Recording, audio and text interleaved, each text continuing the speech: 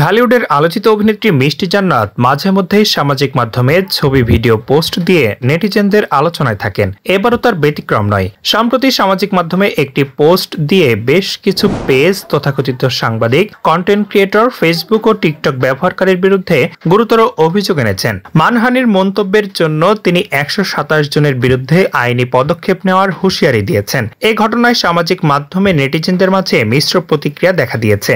অনেকে মিষ্টি জান্নাতের এমন সাহসী পদক্ষেপকে স্বাগত জানিয়েছেন, আবার কেউ কেউ বিষয়টি নিয়ে কৌতূহল প্রকাশ করেছেন। সামাজিক মাধ্যমে পোস্ট দিয়ে মিষ্টি জান্নাত লিখেছেন, কিছু পেজ ও শো কল্ড জার্নালিস্ট নামক ভিউ ব্যবসায়ীদের নাম এবং কিছু কন্টেন্ট ক্রিয়েটরের নাম ও 127 জন আমার পেজে বাজে কমেন্টকারী। তিনি বলেন, এদের স্ক্রিনশট, লিঙ্ক সব এন্ট্রি করা হয়েছে।